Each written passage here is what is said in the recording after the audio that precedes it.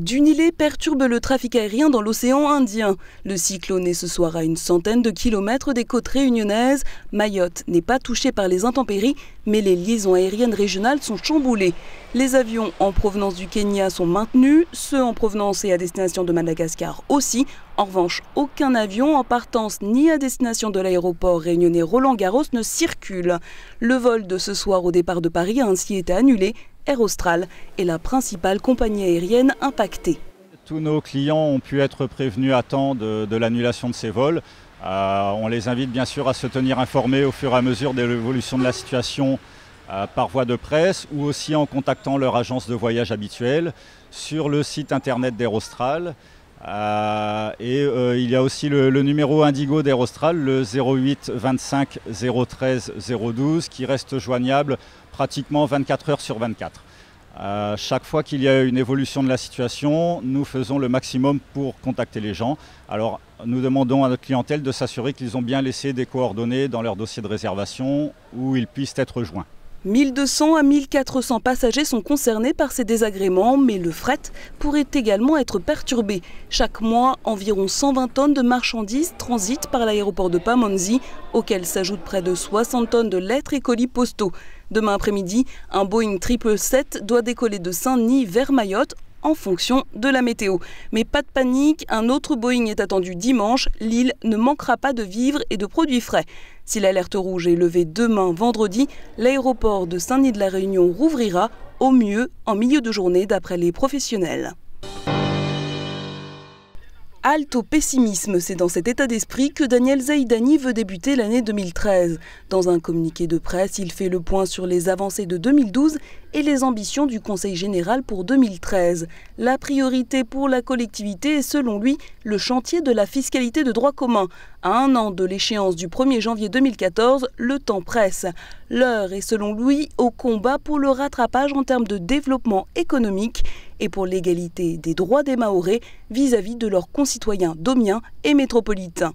Daniel Zaidani se félicite des efforts de la collectivité dans de nombreux dossiers dont certains ne font d'ailleurs même pas partie de ses prérogatives. Progrès en matière de régulation foncière dans le secteur numérique aussi, projet du plan de relance, travaux pour optimiser la gestion des eaux fluviales ou encore l'enfouissement des déchets. Et le président assure sa volonté de redresser les finances publiques et de développer les transports en commun sur l'île. Cette année et l'année prochaine, la collectivité bénéficiera de 22,9 millions d'euros d'aides communautaires, des aides qui renfloueront ses caisses. Une chose est sûre, Daniel Zaidani est en effet optimiste et avec un agenda aussi chargé, il en aura bien besoin. Les consommateurs mahorais s'impatientent. À quand une diminution des prix des produits de première nécessité ?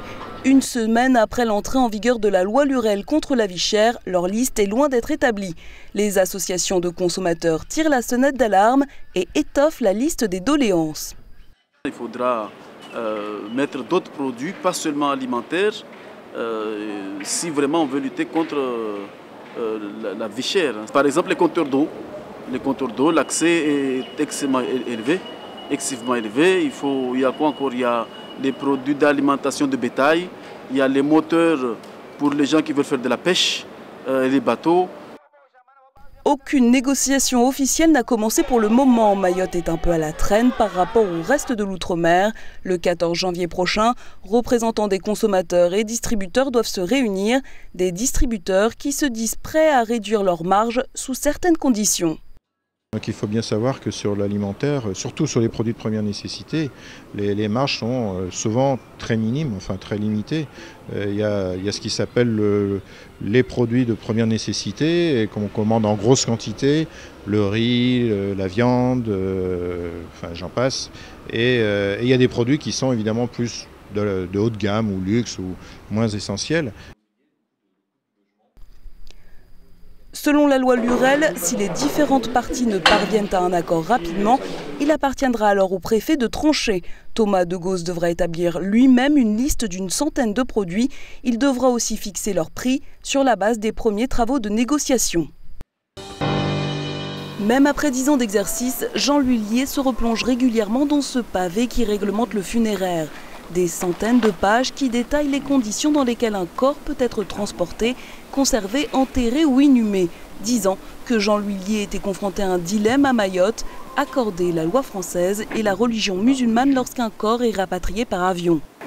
Il fallait trouver une solution où on fait progresser par des aménagements la religion, au même titre qu'on fait progresser l'adaptation des lois françaises.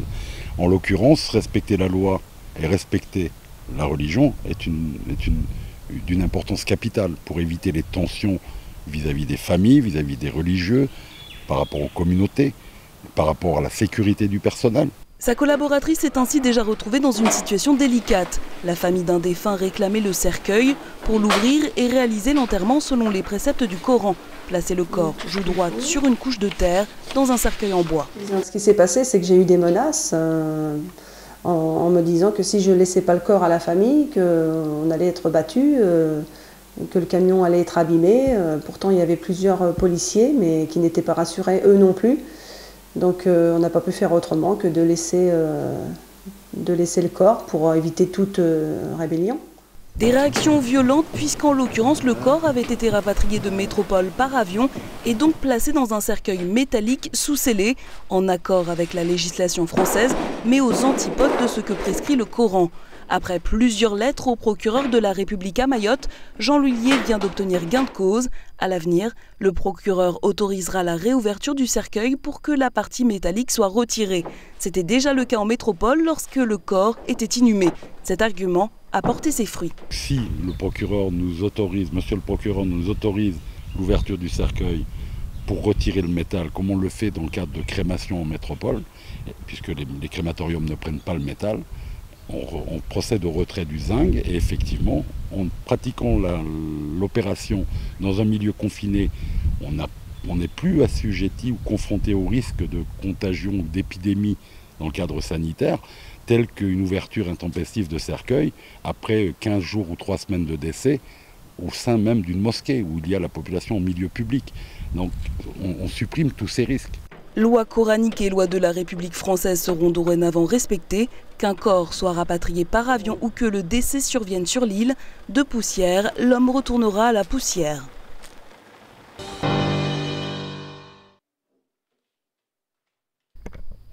Le personnel hospitalier de Dzaoudzi débordé. Le CRA, le centre de rétention administratif, générerait une charge de travail ingérable.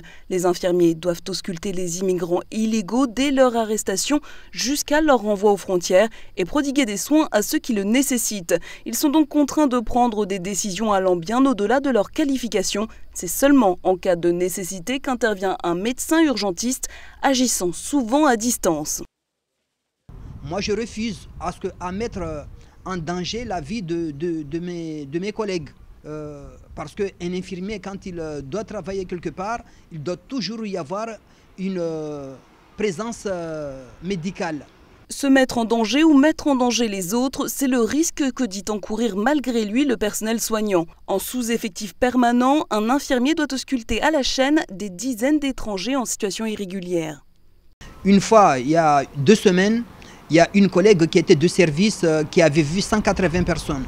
L'hôpital de Dzaoudzi réclame à sa direction centrale la création d'une unité spécifique, une unité entièrement dédiée aux soins des immigrants illégaux. De leur côté, les politiques assurent avoir pris conscience du problème. Il doit y avoir des principes du droit qu'il faut strictement appliquer. Dans ce type de situation, il faut respecter le cadre de la légalité. Deuxième aspect, il faut mettre de l'humanisme dans la considération et dans le respect de l'autre. Mayotte, comme beaucoup de zones isolées et rurales du territoire français, souffre d'une désertification médicale. Attirer davantage de personnel soignant qualifié pourrait passer par des incitations financières, comme en métropole. L'Axum Fort d'Anjouan est sur le départ. Comme il l'a récemment déclaré sur les ondes de Kwezi, Jean-Far Salim Alaoui va retrouver sa terre natale, Anjouan. L'ancien ministre de l'Intérieur de Mohamed Bakar est arrivé à Mayotte en 2007, lors de l'exode de son président. À cette époque, ils étaient plusieurs dizaines de notables à se réfugier à Mayotte pour y demander l'asile politique. La présence de Mohamed Bakar sur le sol mahorais avait d'ailleurs déclenché les fameuses émeutes du 27 mars 2007. Et depuis cette période, Jean-Far Salim Alaoui a fait sa demande de réfugié politique. 5 ans plus tard, la sanction tombe comme un coup près, le statut lui est refusé, retour à la case départ. Si ça doit se faire un jour, le retour j'entends, ça se fera dans les règles de l'art. J'en viendrai à me convaincre de mon retour dans mon île de naissance en juin et dans mon pays les Comores. Ce sera un accord explicite avec les autorités en place. Et donc, et là, je ne demande rien à personne. Je ne demande rien à personne. Donc, si ça doit se faire, ça se fera sous ces conditions-là. Je continuerai, s'il le faut, à jouer le rôle dévolu à l'opposition. Hein? Bien entendu, c'est de faire valoir nos orientations, c'est de faire valoir nos opinions, nos points de vue, mais c'est aussi dénoncer, mais l'opposition aussi, la reconquête du pouvoir ou la conquête du pouvoir, ça en fait partie. Mais peu importe, Jean Farsalim assure qu'il avait déjà décidé de repartir en juin, bien avant cette réponse de l'OFPRA, l'Office français de protection des réfugiés et apatrides. Quant à l'accueil qui va lui être réservé sur place, c'est le grand mystère, car sur ces terres, les pros et anti-Bakar s'entre-déchirent toujours. La mosquée de Tsingoni entre dans la postérité. Elle vient d'être reconnue monument historique, une consécration promise par l'ancien ministre de la Culture, Frédéric Mitterrand, de passage sur l'île voici 2 ans. Cette mosquée date du XVIe siècle et c'est la plus ancienne mosquée du territoire français. Elle témoigne de l'arrivée des premiers Arabes dans la région. C'est le 2e bâtiment de l'île à recevoir ce prestigieux titre après la maison du gouverneur. Je pense que c'est quelque chose d'utile pour 2 raisons. D'abord parce que ça fait connaître ce monument comme étant un monument historique, hein, donc y compris sur le plan touristique, ça peut être quelque chose d'intéressant. Et puis d'autre part, si on veut faire des améliorations, des travaux, etc., ça peut... C'est pas automatique, hein, mais ça peut permettre d'obtenir des financements. Les responsables du culte musulman attendaient eux aussi impatiemment cette reconnaissance.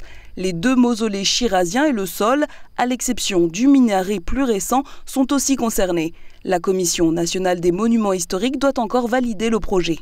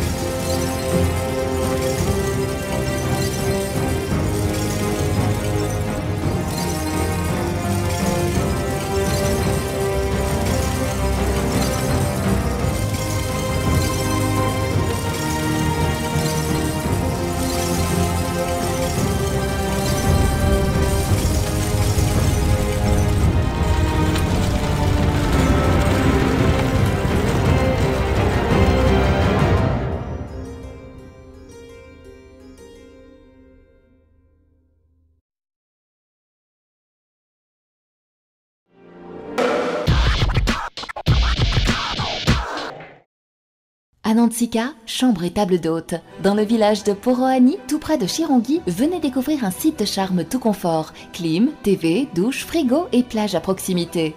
À Nantsika, c'est l'endroit idéal pour des week-ends de repos ou vos séjours touristiques. Vivez au rythme des traditions. À Nantsika vous dévoile les trésors de la gastronomie et vous initie au secret de la beauté mahoraise. À Nantsika, chambre et table d'hôte, info et résa au 0639 68 51 62.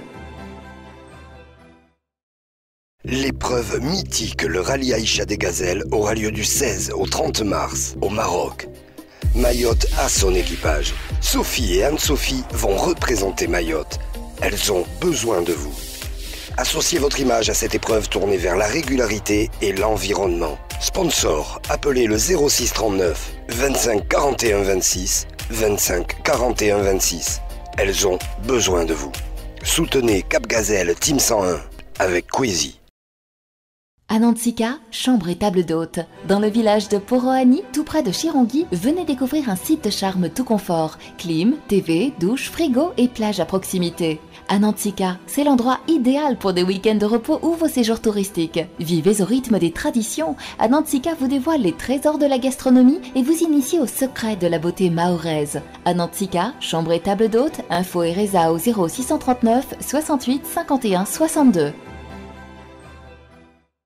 Meubles 110, votre spécialiste pour le mobilier, chambre, salon, salle à manger, bureau, table. Demandez le meilleur pour votre intérieur. Meubles 110, qualité, choix, prix. Bénéficiez des offres spéciales mariage pour bien démarrer votre nouvelle vie. Meubles 110, c'est aussi la déco tout style.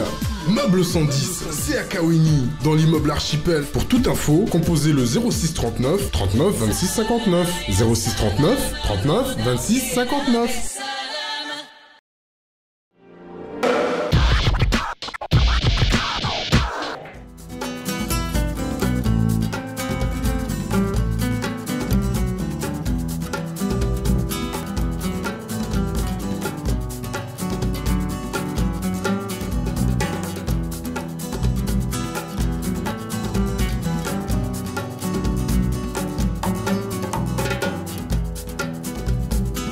Wangu wahisa zorenda nao wahisa zomonda. Wangu wahisa zorenda nao wahisa zomonda. Kweli wahisa zorenda nao wahisa zomonda. Wangu wahisa zorenda nao wahisa zomonda. Eutujwa utungangu nongu kapalo na udabuha. Eutujwa utungangu nongu kapalo na udabuha.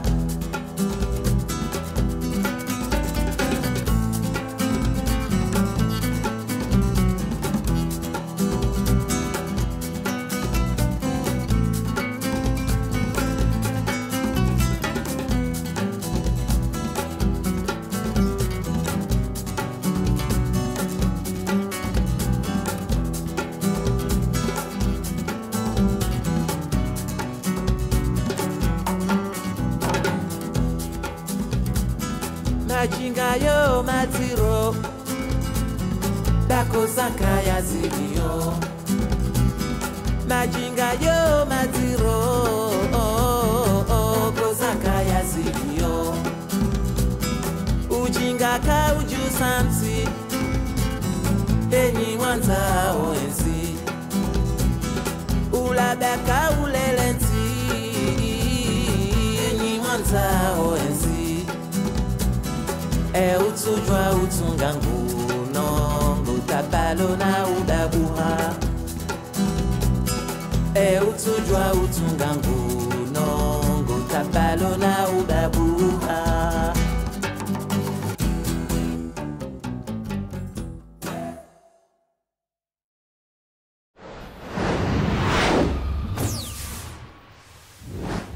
Salut, c'est Elias. Moi aussi, je suis forcément sur Causé Télé. Sur les clips.